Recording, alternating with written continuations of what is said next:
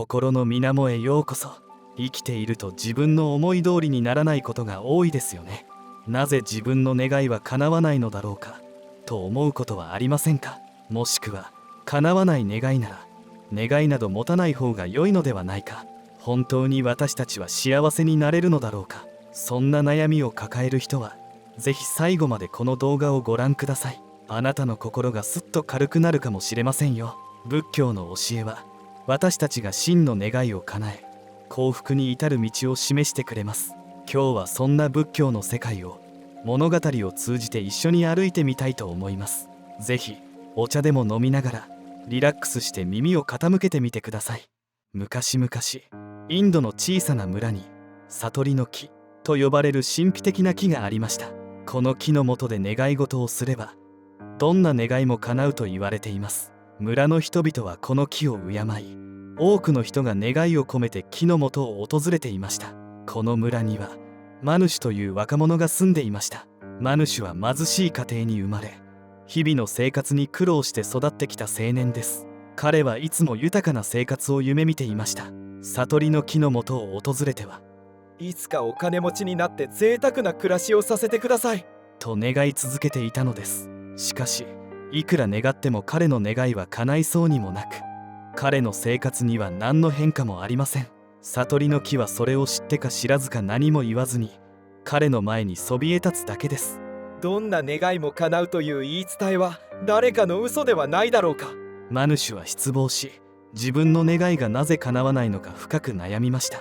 そんな彼を見かねて村の長老は山の上に住む賢者の話を彼にします。何でもその賢者は代々この村を知恵によって治めてきた一族で古くからの悟りの木にまつわる伝承にも詳しいとのことです。彼はそれを聞いて天にも舞い上がるような気持ちでした。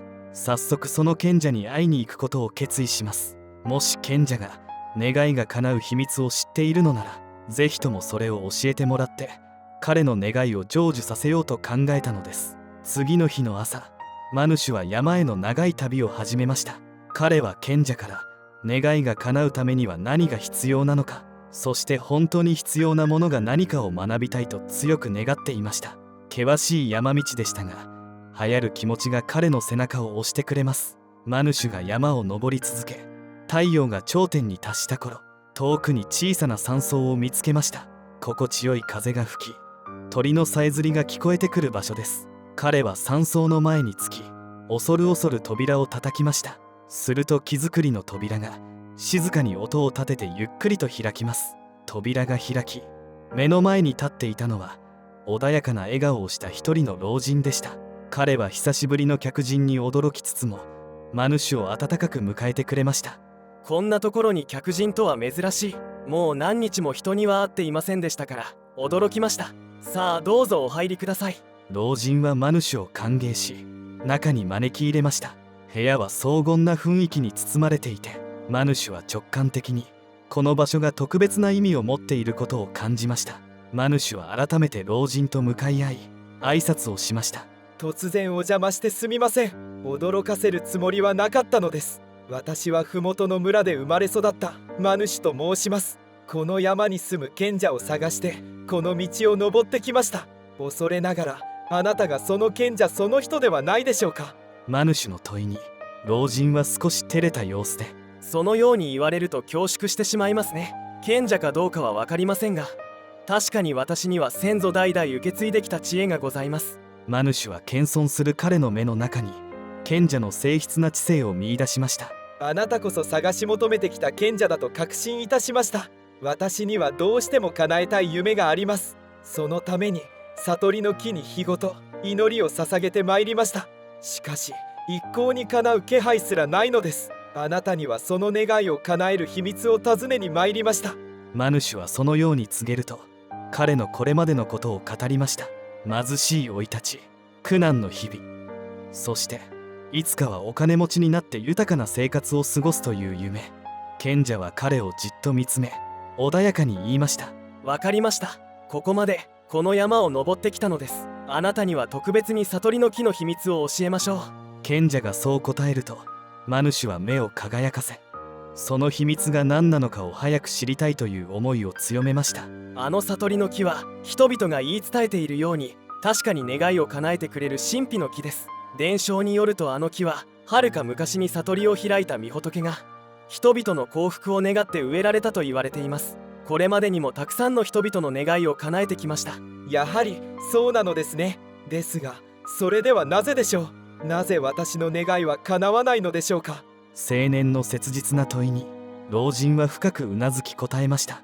私も今それを考えていたところです。あの悟りの木は生きとし生けるもの全ての幸福を願う木です。ですからもちろんあなたの幸福もまた等しく叶うはずなのです。もし願いが叶わないのだとしたら、おそらくそれはあなた自身の問題です。私自身の問題ですか。はい、そうです。願いが叶うためにはまず自分の心を理解する必要があります。賢者は静かにそう言って彼の目をまっすぐに見つめました。あなたの願いが叶わない理由、それはあなたがあることを受け入れる心の準備ができていないからなのです。あなたはそれに気づいていないかもしれません。願いを叶えるには悟りの木が与えるものをあなたが受け入れる準備をする必要があります。私の心がそれを受け入れる準備ができていないですか。はい、その通りです。悟りの木とは言うなれば御仏のよりしろです。あなたが仏様に願い祈るその声は御仏には確かに届いております。そして御仏もあなたの幸福を願ってそれに答えを返しています。ただあなたの心は煩悩と雑念にまみれていて、その声を聞くことができていないのです。にわかには信じがたい。しかしマヌシュは藁にもすがるような思いでした。その話を聞いてどうすれば悟りの木の声を聞くことができるのか知りたいと思ったのです。賢者様、そのようにすれば悟りの木の声を聞くことができるのでしょうか。どうすれば煩悩と雑念を捨て去り私の心を整えることができるのでしょうか。私はそれを知るためにどんなことでも行うつもりです。どうか私にその方法をお教えください。そう言って頭を下げるマヌシュに老人は静かに語りかけました。わかりました。あなたがそこまで言うなら教えましょう。あなたが幸福を受け入れる心の準備をするために、あなたはもっと深く自分のことを知る必要があります。この近くに穏やかに水の流れるせせらぎがあります。これから毎日そのそばの岩の上に座って静かに瞑想をしなさい。瞑想ですか。本当にそんなことで願いが叶うのでしょうか。はい、自分の内面を見つめ直し心を整理するのです。そのようにして整えられた心に初めて悟りの木の声が届くようになるでしょう。老賢者は力強い言葉でマヌシュを鼓舞しました。そしてあなたのための寝床は用意します。ですからしばらくここに住んで昼間は私の手伝いをしなさい。良いですか。と笑って言いました。マヌシュは老賢者の突然の申し出に少し動揺しました。しかしここまで来たら彼の言うことを聞いてやってみるしかないという思いから素直にそれに従いました。それから賢者はマヌシュに瞑想の方法を教え自分の内面を見つめることの重要性を説きました。彼は繰り返し願いが叶わないのは受け入れる心の準備ができていないからだと教えました。マヌシュは賢者の指導のもとで自分の心に集中する瞑想を始めます。はじめは心が落ち着かず彼の思考は雑念と煩悩に埋め尽くされていました。本当にこんなことで願いが叶うのだろうか。そんな疑念を抱きながらもただ言われるがままにせせらぎの音に耳を澄ませ静かに瞑想を続けました。はじめは3分の瞑想でも果てしなく長く感じていました。それが5分10分と少しずつ時間の流れが変化し彼は長い時間瞑想の世界に没入することができるようになっていきます。賢者の指導に従って瞑想を続けるうちに徐々に心が落ち着きを取り戻し始めたのです。日が経つにつれてマヌシュは自分の内面に深く入り込み自分自身と向き合い始めました。静かに内面を見つめている時の静筆な自分の心のありさま、それ自体に彼は不思議な心地よさを感じ取っていたのです。そうして考えていると彼にはある疑問が浮かびます。本当の幸せとは何なのだろう。金持ちになることが本当に自分の願いなのだろうか。瞑想の修行に励む傍ら昼は薪割りや農作物の手入れなど賢者の日々の仕事を手伝います。その合間に賢者からさまざまな仏教の教えを授かっていたのです。もうどれぐらいの日数が経ったのか。しかしそんなある日のこと、瞑想と賢者の教えを受けた後マヌシュは自分の内面に変化を感じ始めました。彼は自分の願いが叶わない理由についてその輪郭をつかみかけていたのです。日々マヌシュは賢者のもとで瞑想を続けることで内なる声がだんだんと耳に聞こえてきたのです。目を閉じて深く深呼吸。彼は自分の過去の思い出や願い、そしてそれらが彼の現在にどのように影響を与えているかを見つめました。ある寒い朝、いつものように瞑想をしているとマヌシュの脳裏にふと幼少期の記憶がよみがえってきました。それは今日のようにある寒い日の出来事。幼い彼は寝床の中丸まって眠れず、体がガタガタと震えています。その時、その様子を見た彼の母がこっちにおいで。と彼を自分の寝床の中で温めてくれました。母のぬくもりはまるで太陽のような暖かさで、それは彼の心までポカポカとした気分にさせました。そのぬくもりが今鮮明によみがえってきて、自然と涙があふれてきます。彼の人生における幸福な時間の一つでした。その余韻に浸りながら目を閉じていると、今度は彼が幼い頃から仲良くしてきた友人が記憶の彼方に現れます。その友人は病弱で早くに亡くなっていました。心優しく、自分が苦しい時でも人のために手を差し出せるような、そんな優しい心の持ち主でした。彼はよく自分の家の畑で採れた芋を持ってきては、それを蒸してその半分をマヌシュに分け与えてくれたのです。二人とも貧しくひもじい思いをしていました。しかしそうして大切な食べ物を分け合って美味しいね。ああ、そうだな。そう言いながら一緒に食べたあの時の美味しさ、今でも忘れることなどできません。マヌシュは自分でもなぜ泣いてしまったのか訳が分からず、しばらく呆然としていました。貧しさの中で彼は長い間物質的な豊かさを願っていました。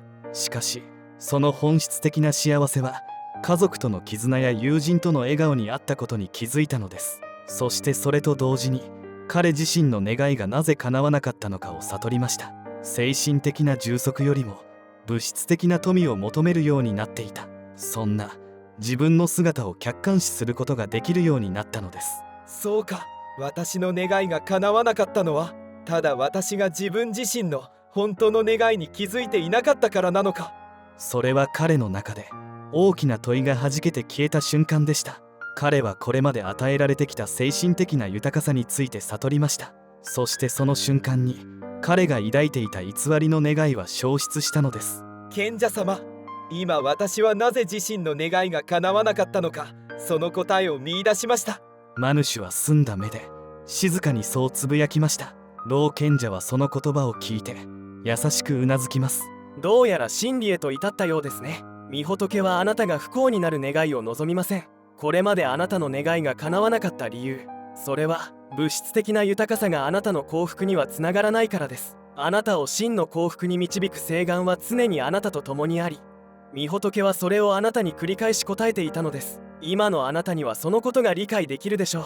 そして賢者はマヌシュのこの変化を見て彼に聖願の教えを授けました。彼は言います。マヌシュ、あなたは今自分の内面に真の幸せがあることを見つけました。しかし自己の成長はここで終わりではありません。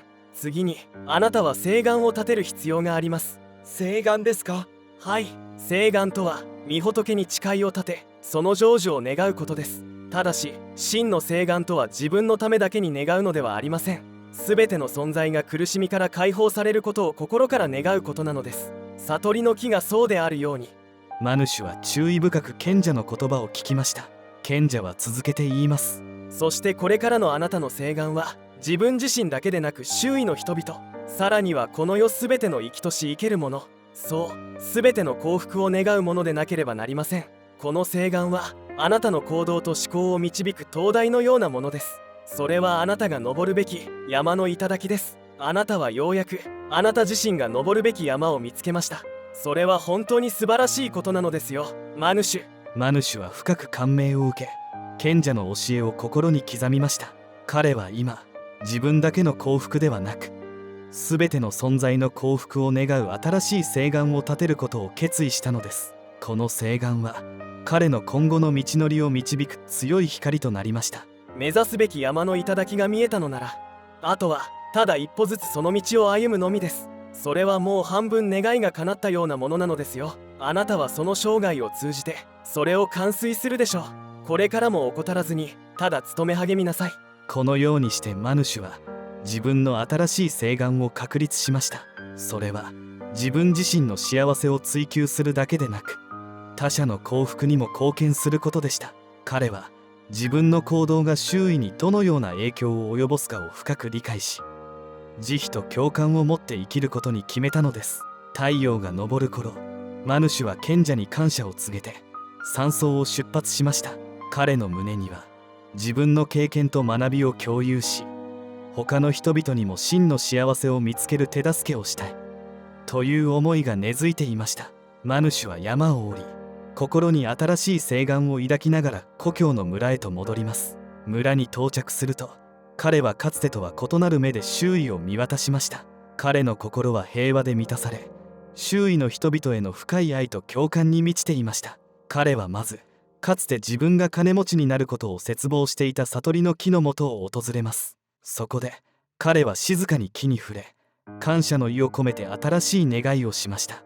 今回の願いは村の人々が幸せと平和を見つけることでした。そのようにして心の中で悟りの木に語りかけると、声こそ聞こえないものの、あなたの願いは叶います。そう優しく答えてくれているように感じました。マヌシュはその後、村の人々と積極的に関わり始めました。彼は自分の経験を共有し、他者の幸福を願うことの重要性について語ったのです。彼の言葉には以前とは異なる説得力があり、多くの村人が彼の話に耳を傾けました。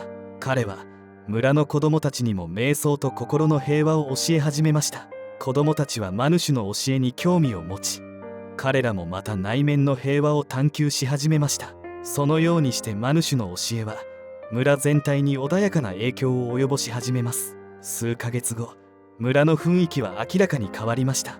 人々は互いに対してより優しく協力的になりました。マヌシュの新しい誓願が彼自身だけでなく、彼の周囲の世界にも良い影響を与えたのです。マヌシュは実感しました。自分が真に望んでいたのは物質的な富ではなかった。心の充足と他者への奉仕だったのだ。彼の旅は自分だけでなく、他者の幸せも願うことが真の幸福の鍵であることを示しました。数年が経ち、マヌシュは村で尊敬される人物になっていました。彼の教えと瞑想の実践は村の生活に深く根付き、彼の影響を受けた村人たちはより調和の取れた共同体を築き上げていました。マヌシュ自身も瞑想と教えを通じて日々成長を続けています。彼は自分の経験を他の村や地域にも広めることにも情熱を注いでいました。彼の話は口伝で広がり、遠くの地域からも彼の教えを学びに来る人々が現れます。彼は物質的な富よりも心の平和と他者への奉仕の重要性を常に強調しました。マヌシュの物語は人々に深い影響を与えました。多くの人が自分の内面と向き合い、真の幸福を見つける旅を始めたのです。夕暮れ時、マヌシュはしばしば悟りの木の下で座禅を組み、かつての自分が願った金持ちになることは自分にとって真の幸福ではなかった。そんなことを思い返すとしみじみと微笑みました。彼の心は平和で、彼の誓願は彼自身と彼の周囲の世界を変える力を持っていました。真の幸福は内面から始まること。私たちの願いと行動は周囲の世界に大きな影響を与えること。マヌシュの物語はそのことを教えてくれました。そして彼の旅は終わりましたが、彼の教えはいつまでも村で生き続けました。めでたしめでたし。いかがでしたでしょうか。この物語を聞いてどのように感じましたか。物質的な豊かさではなく、精神的な内面の豊かさが大事。自分の幸福だけではなく、他者の幸福を追求することが本当の幸せにつながる。そんなこと、ただの綺麗事だという思いもよぎったでしょうか。ですが、どうでしょう。あなた自身の人生を振り返ってみてください。誰かの役に立ったり、何かを分かち合った時に、ポカポカとしたぬくもりを感じた。そんな経験があるのではないでしょうか。今回の物語のポイント、それは、私たちは往々にして、自分の真の願いを知らない。誤解をしてしまうという点にあります。マヌシュが貧しさの中でお金持ちになることを願っていたように、育った環境や人生の苦境によって私たちは自分の本当の願いを見失ってしまうことがあります。私たちの願いが叶わないのは、そもそも願いが何なのか、そのことを理解していないことによって生じています。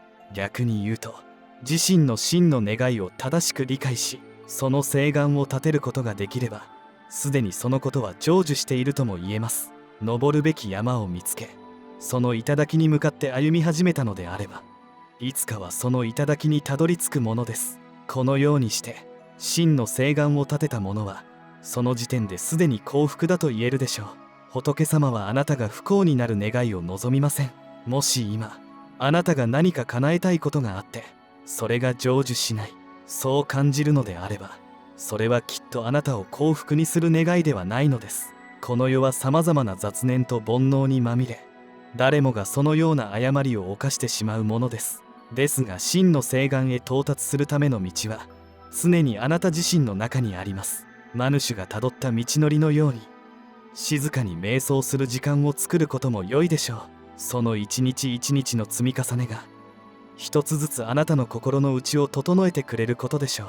一人静かに座禅を組んで瞑想の世界に足を踏み入れる。そうするとさまざまな記憶がよみがえってきます。そして自分の意識とは別のところで体の細胞の一つ一つが生きていることを感じることができます。私たちは自分一人で生きていると錯覚しています。しかし私たちの命そのものがそのような細胞の一つ一つのつながりによって成立しています。その声に耳を傾ける時間を作ってみてください。